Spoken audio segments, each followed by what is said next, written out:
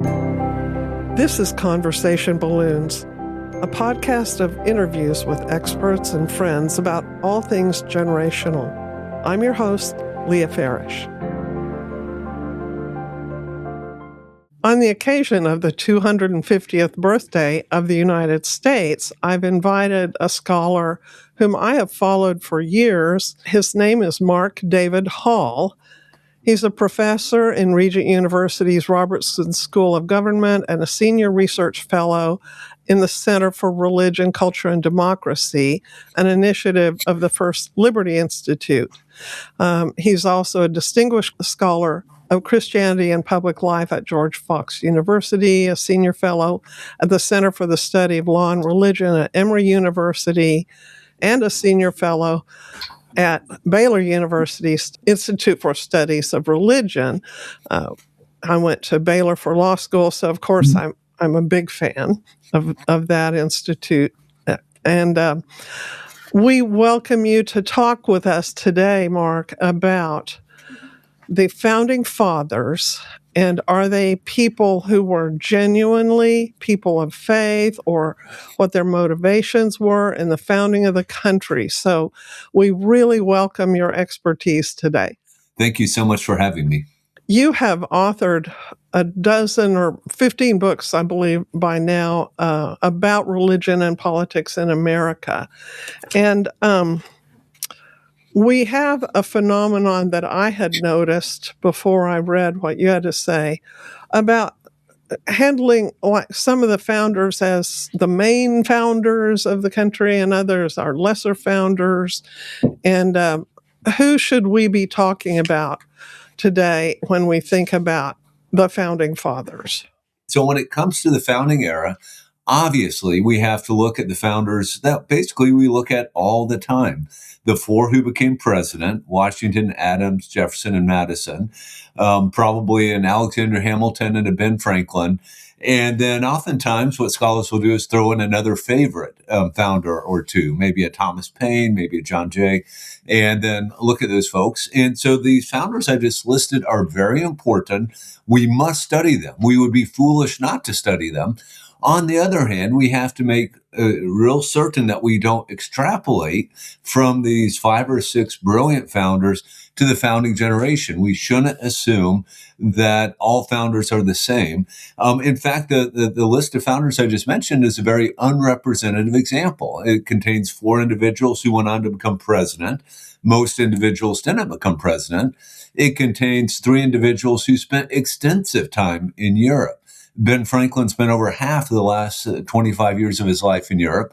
Most Americans didn't even think to go to Europe. And most importantly, for our present conversation, by the end of their lives, everyone I just mentioned was worshiping in an Anglican church, that is a Church of England church. Nothing wrong with that. I happen to be an Anglican myself. But in the founding era, only about 15% of Americans are affiliated with the Anglican church.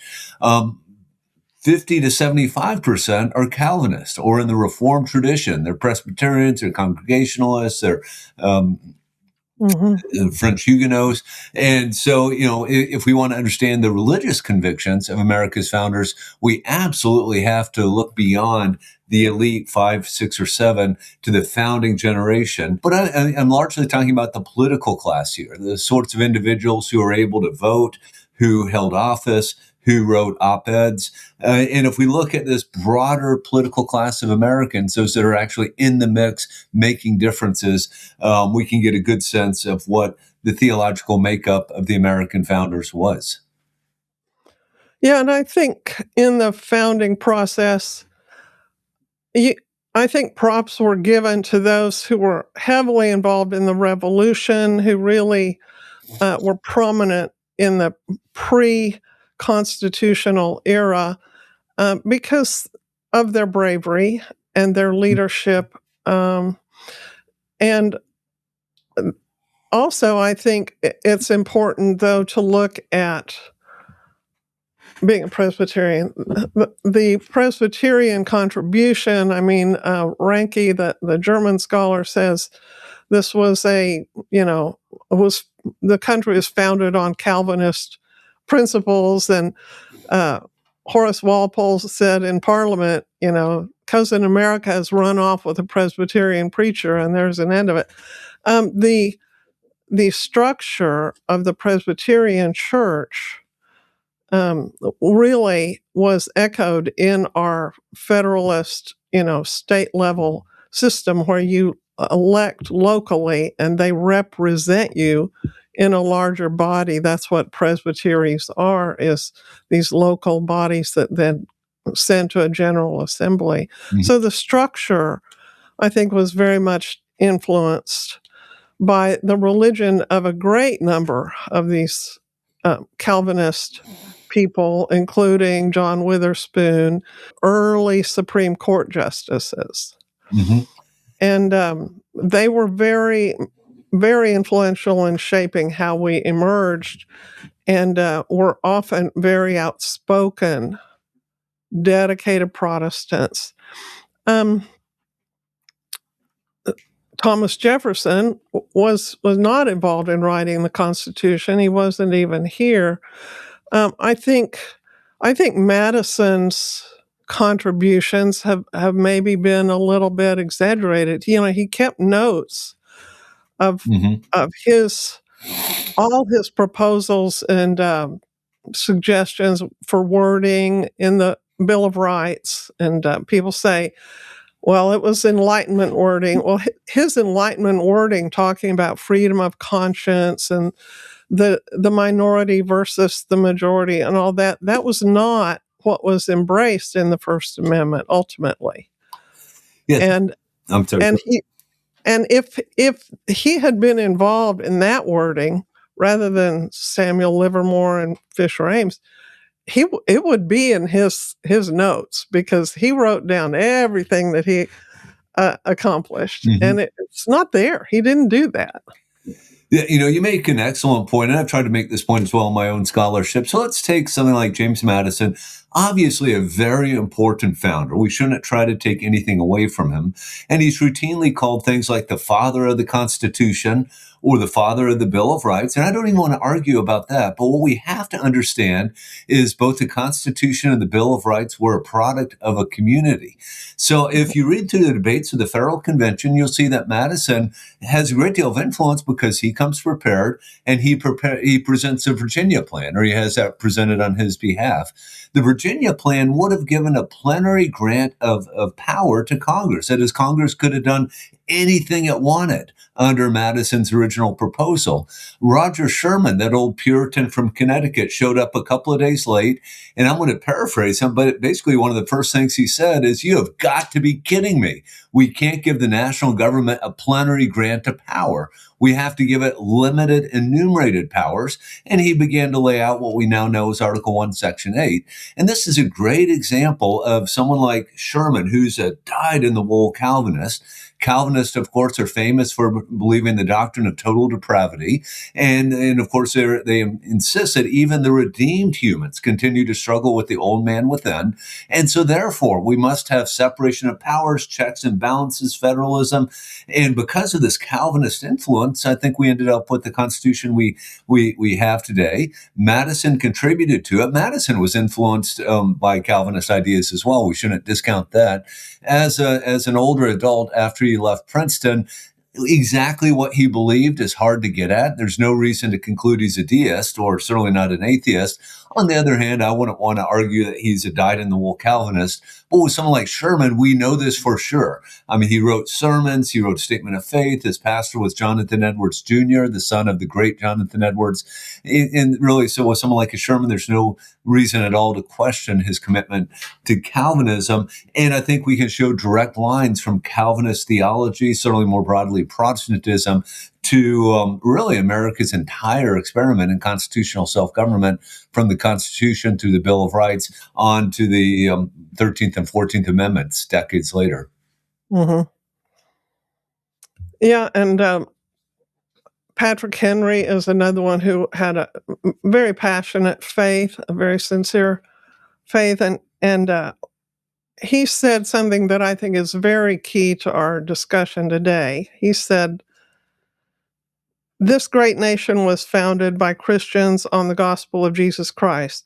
For this very reason, peoples of other faiths have been afforded asylum, prosperity, and freedom of worship here. And I think the bottom line is in finding the Christian contribution to the founding of our country, it's something that I don't see talked about a lot, but it's there everywhere in the ethos of it, and that is the golden rule. I really believe the founders were trying to create a nation that would operate and treat them the way they would want to be treated. And I think you see that a lot in the Bill of Rights and even in the Declaration of Independence, that there was a big concern about civil procedure. What is the fair procedure? And a lot of, especially younger people, and I've taught constitutional law, their eyes roll back in their head a little bit when you start talking about, you know, the jury of your peers and all that. But this, the Declaration didn't complain of an established religion. It did not complain of a lack of religious freedom. That's not in there anywhere. That's not why they rebelled. They rebelled because there were unfair civil rights procedures or lack of procedures that were going on, quartering troops in people's homes and not being able to question witnesses at trial. And this was in the first amendments that the states proposed once they had a nation. Let's nail this down because of the golden rule. Treat others the way you would want to be treated. And Mark, this really jumped out at me one time when I was speaking. I had a project with the Moroccan government for a few years, and I was speaking to a much lesser official in the government one time with a member of the Moroccan embassy to the U.S. standing there, and the lesser official said, we were in New York at the time, and he said, well, it's true that, we might put people in jail for changing their faith or not honor their religious preferences if they're in custody in jail, but you all do that here, and so it's just we just do the same thing. And the Moroccan official from the embassy said, "No, they don't do that here. That is a dramatic difference." Instead of tit for tat, instead of we get to do what we want, and you get to do what you want on your soil, there's a different regulating principle, and that is the golden rule. Well, I think this is exactly right. And if I could take your point and push it back a little further, if you go back to medieval Europe, I don't think people understand that really justice is oftentimes meted out by the local lord. So let's say a horrible instance like a man beats his wife, the man's hauled before the Lord, and the Lord decides right then and there what the punishment is. And it could be a slap on the wrist or it could be a severe beating. I mean, it's just kind of random. The Protestants, and especially the Calvinists, would have nothing to do with that. They understood that you cannot trust any individual with that much power. And so if you look at, say, the Massachusetts Body of Liberties, one of the very first articles says that no man's freedom or life can be taken away without the express authorization of some written law, or in its absence, a clear provision of the Word of God, which is real interesting as well. But you're exactly right. These folks said we have got to have, and there's essentially a Bill of Rights in the Massachusetts Body of Liberties that looks a lot like what we added to the Constitution hundreds of years later. Yes, you're exactly right. We cannot trust human nature. We have to get procedures in place that are fair and above ground. And then in addition to that, we'll even put in place checks and balances such that if a wayward majority all of a sudden decides it does in fact want to pick on a religious minority, that there's ways of stopping that or checking that. Now, if we look throughout American history, obviously those ways don't always work. Sometimes religious minorities are persecuted, picked upon, even sometimes by state officials. But on balance, this experiment we began in the early colonies and really embraced in the late 18th century has worked remarkably well. And honestly, it's hard to think of a place you would rather be a member of the non-majority religion in the entire world than the United States of America. Much better to be a Muslim, a Sikh, a Jew here than almost any other country one could think of. Hmm. I remember at one point when there was some discussion about prayer opening legislative bodies or councils, Samuel Adams said, "I'm not a bigot. I can hear a man pray as long as he's at the same time a friend of his country." And I think that is such a wonderful attitude, and I think that was the attitude of most of our founders. They weren't threatened by the exercise of others' religions. But let's talk a little bit about their individual faiths and how we determine whether they were sincere and how that led to the treatment of religion. Do you want to talk about some individuals? Let me begin by painting with a very big brush. One of the things I do in my book, Did America Have a Christian Founding, is I take on the claim that most or many of America's founders were deists. A deist, of course, is someone who believes that a creator God exists, that the creator God made the universe, that he wants us to be good, but he certainly doesn't intervene in human affairs. He doesn't do miracles. He doesn't come down to earth in human flesh and die on the cross to pay for our sins. So this claim is everywhere. And one of the arguments I make is I think it really applies to almost no one in the founding generation except for Thomas Paine and Ethan Allen. It's often attributed to people like Jefferson and Franklin, and they are not Orthodox Christians. On the other hand, it's not clear to me they don't believe in miracles. And if they believe in miracles, they're not deists by most definitions of the word. And so I want to begin by dismissing that very common claim. Now, if we turn to the broader population, 98% of Americans of European descent would have identified themselves as some sort of Protestant. 2% are Roman Catholic, and there are about 2,000 Jews in America. Now, note, I'm not talking about enslaved Americans or Native Americans, but of Americans of European descent that are really making all the political decisions in the colony states and in the nation. Is overwhelmingly Christian, vastly overwhelmingly Christian, and really overwhelmingly Protestant, and even more specifically, Calvinist. Now, of course, once we start digging, we'll find that some founders that are maybe members of a congregational church, maybe they are in fact dyed-in-the-wool Calvinists. Roger Sherman, Oliver Ellsworth would fit this to a T.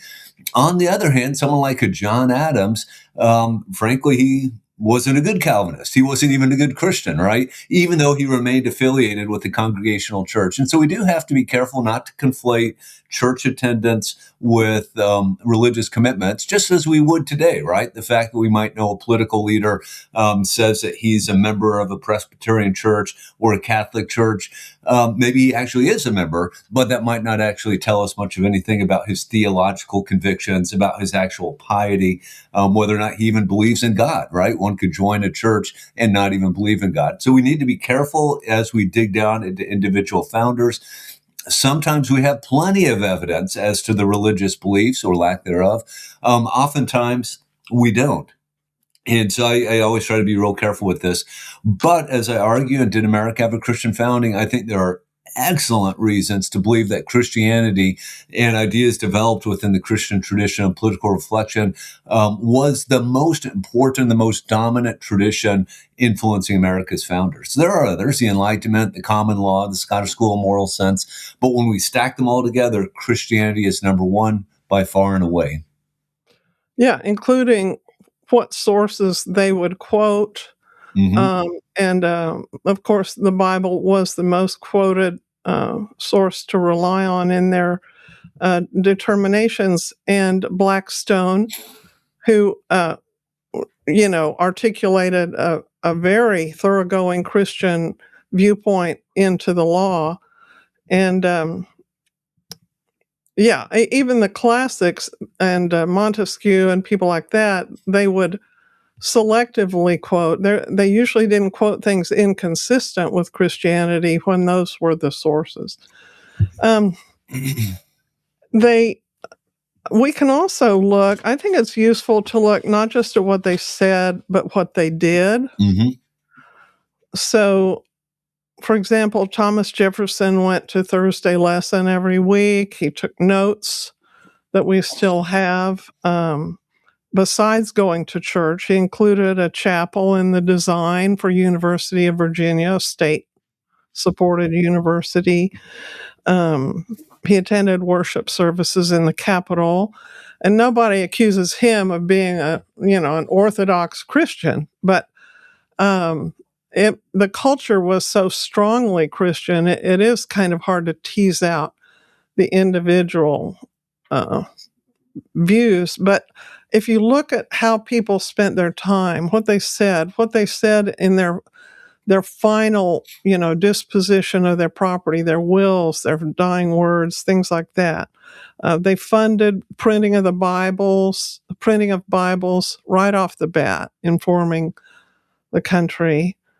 What are some other things that they did that show that they had this Christian paradigm operating? Jefferson, the only reason, essentially, we know that he is not an Orthodox Christian is because of private writings that he went out of his way to keep private, because he understood if his heterodox beliefs became known, it would be political suicide. The one exception to this, kind of exception, is when he wrote in the notes of the state of Virginia that it does me no harm if my neighbor believes there is one God or many gods or no God. Now, if you think about it for a minute, that really shouldn't be that controversial. I have personally known atheists who are really good people who are not threatening me, and I don't, I wouldn't hesitate to leave my child with this atheist, or maybe a Hindu family that believes in multiple. So what Jefferson's saying is, on the face of it, not really problematic, and yet that was enough to really scare a lot of Americans in the election of 1800. Oh my goodness, this guy's a heretic, and then we know from his private writings he actually is a heretic. So speaking more broadly, let me again key off Jefferson. You were making a great point that even though Jefferson is viewed as this great separationist, he didn't act as one. You alluded to this, but let me make the connection that makes it all the more fun. Jefferson, of course, famously wrote a letter to the Danbury Baptist where he says the Establishment Clause of the First Amendment builds a wall of separation between church and state. Well, separationists love that, right? Groups like the ACLU love that letter. Literally 2 days after he finished that letter, he went to church services in the U.S. Capitol building. And Jefferson made the War Department building and the Treasury Department building available for church services as well. So I love that juxtaposition. On the one hand, he's talking about a wall of separation between church and state. On the other hand, he doesn't seem to think it problematic to have church services in the U.S. Capitol building or the two executive buildings that he has control over. And so I want to suggest even Jefferson isn't the sort of separationist that we get today. And when we turn our eyes from Jefferson to the rest of the founding generation, you're exactly right. They have no problems. The Continental Confederation Congress issued like 19 calls for prayer. Washington, Adams, Madison did as well. Jefferson as president didn't, but he seemed to think there was maybe a 10th Amendment problem with presidents issuing calls for prayer.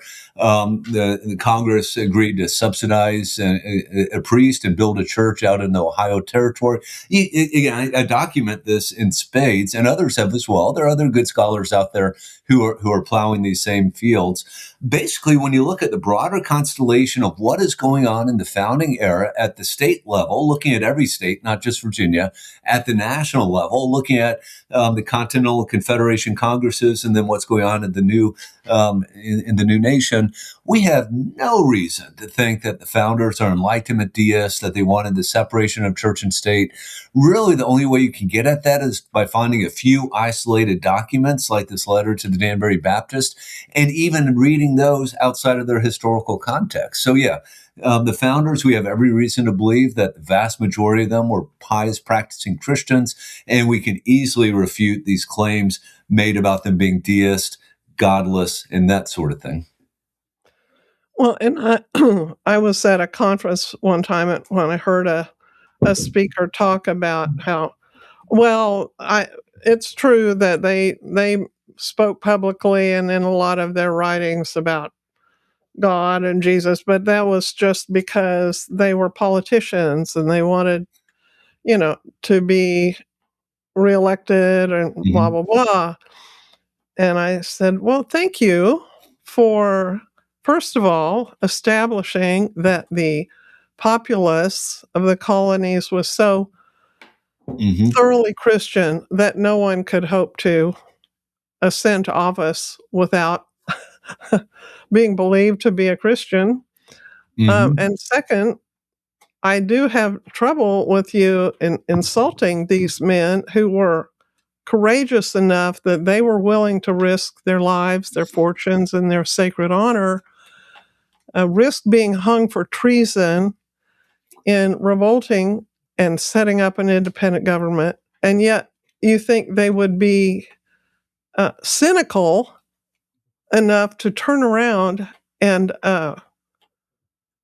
play footsie with some ideology that they didn't believe in. They had gone to kind of a lot of trouble Mm.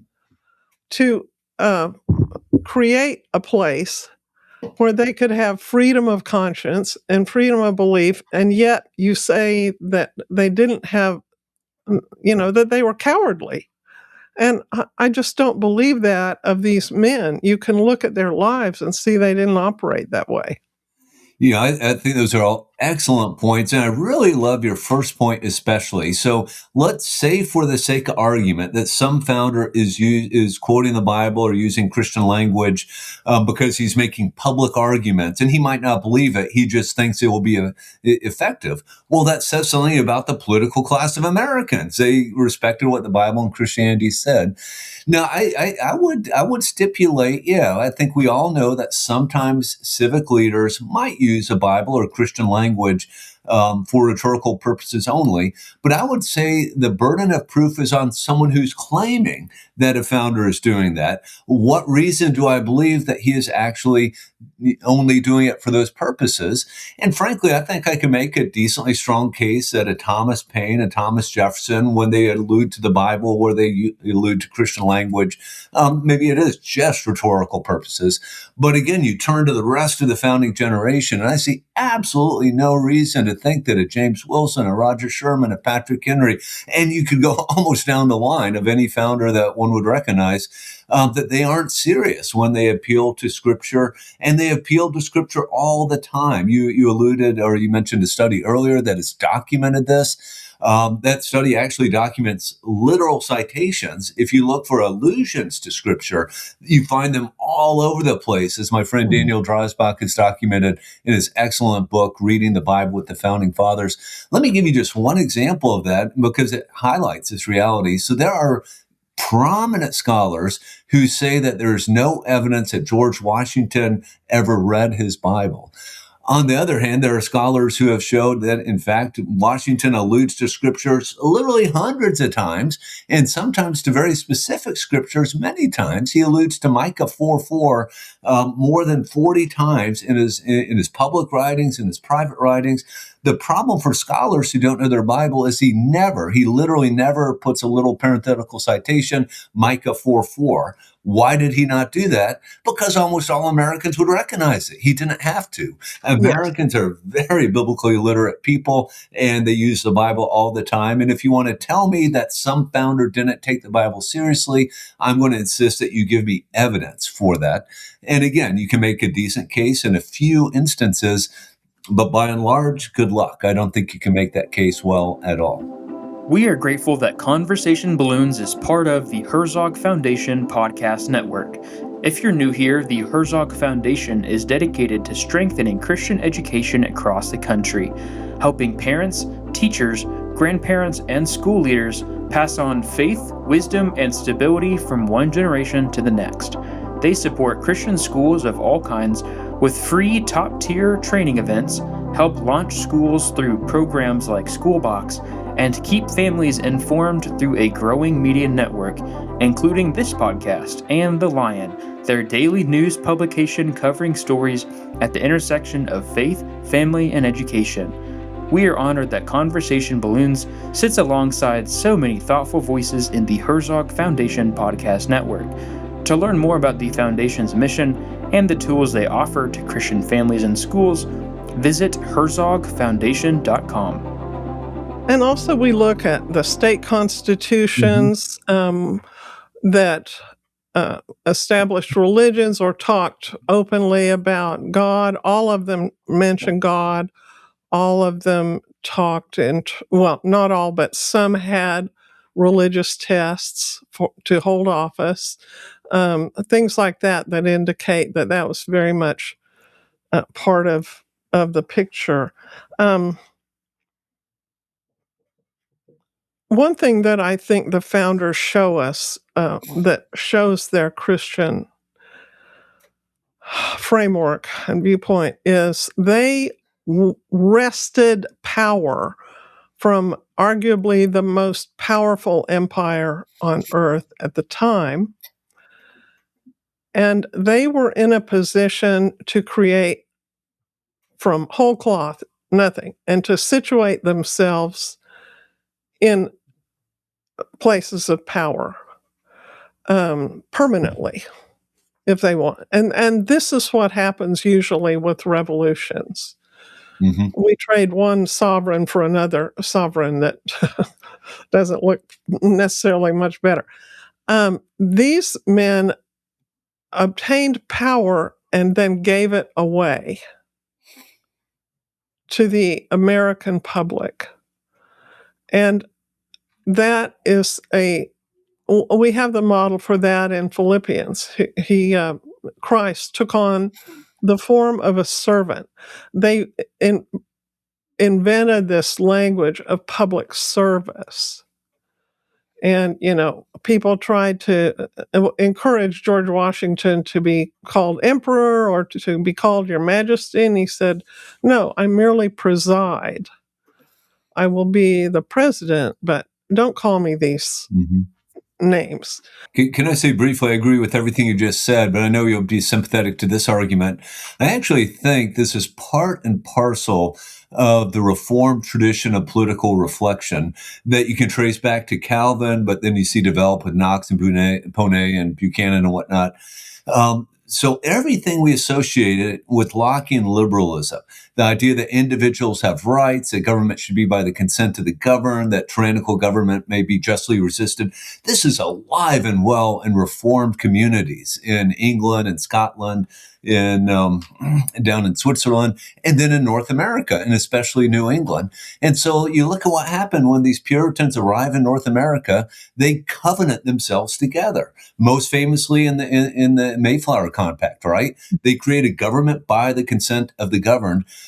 We highlight the Mayflower Compact, but they're doing this everywhere all the time. All the town governments, the church governments, eventually the colonial governments become the most Republican institutions the world had ever seen. Basically, all males could vote. They voted twice a year. They voted all the time. They elected governors and so forth and so on. And I know it sounds conservative to say only males could vote, but believe me, in the context of the 17th century, it's remarkable that the suffrage was as widespread as it was.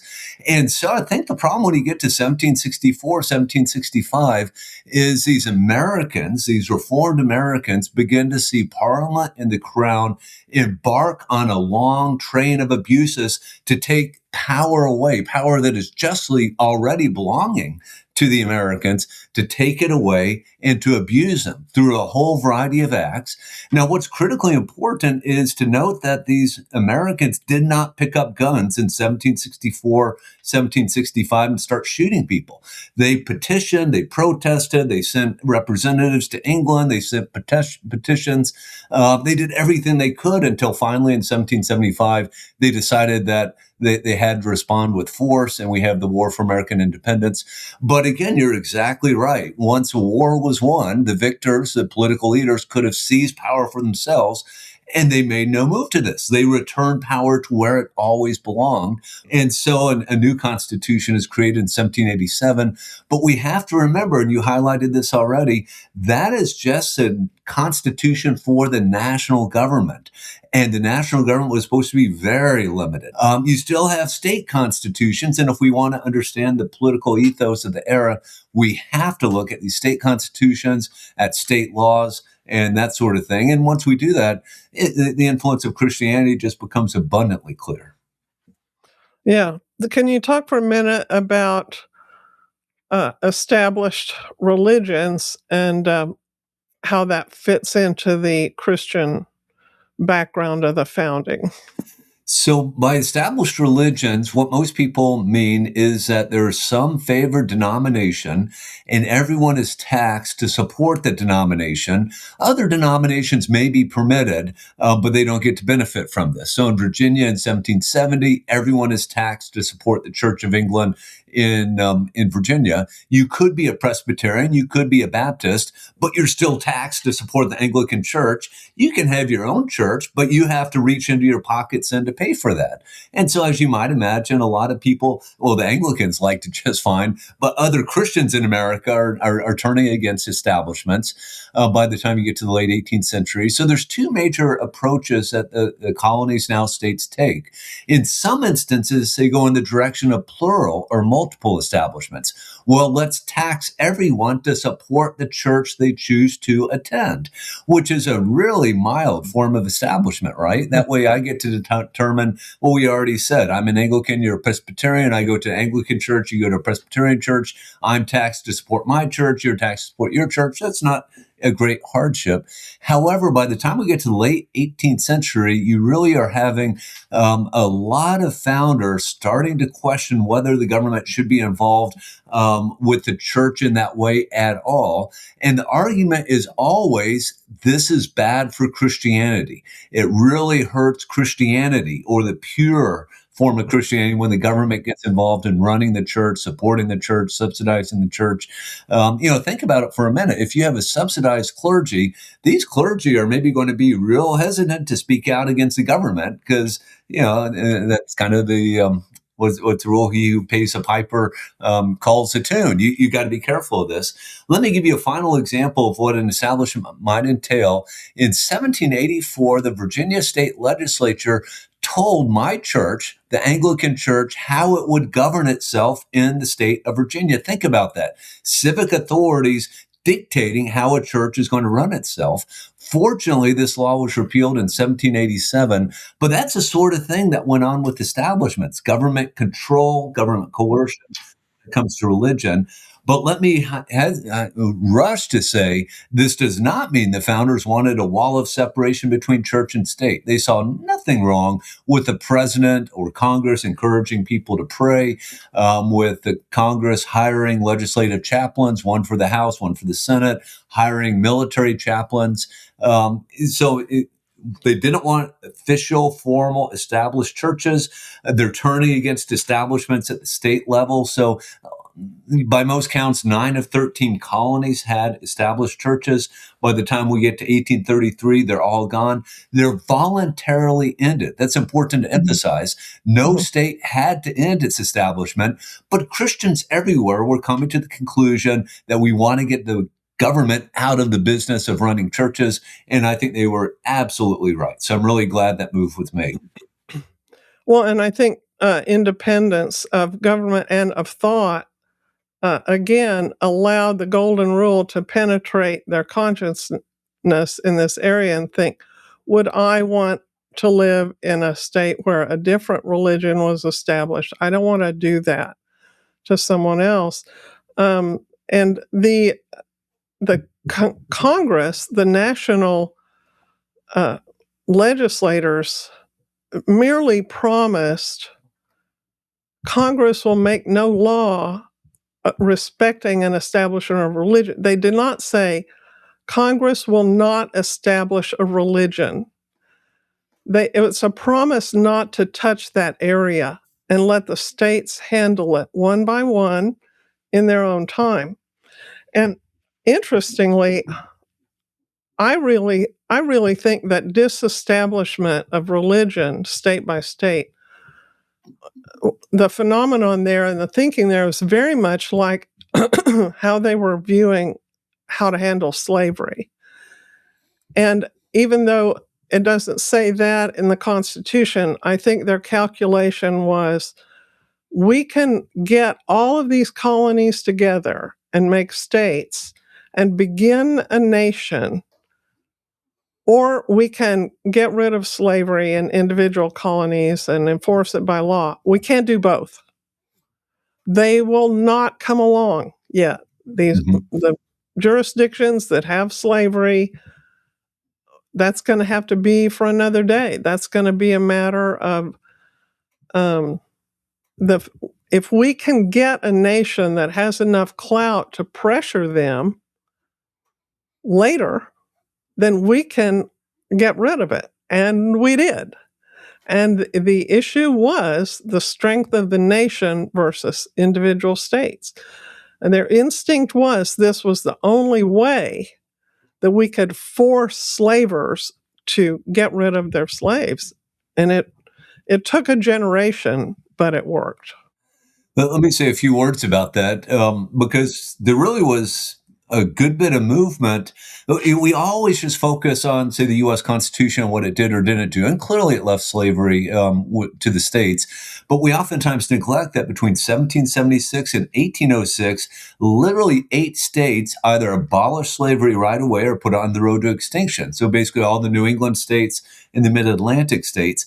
And then in the summer of 1787, something remarkable happened. So the Constitutional Convention is meeting in Philadelphia. The Confederation Congress is where they voted on the Northwest Ordinance, which was passed first by the Confederation Congress.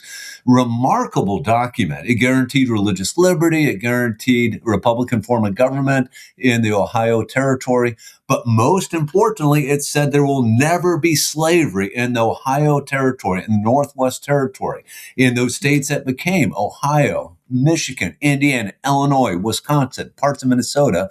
One of these delegates who went to New York came back to Philadelphia and was able to inform the Confederation what had happened. And so I think this really reinforced the idea that slavery is on the way out. Slavery is dying a quick death. It's not even a slow death.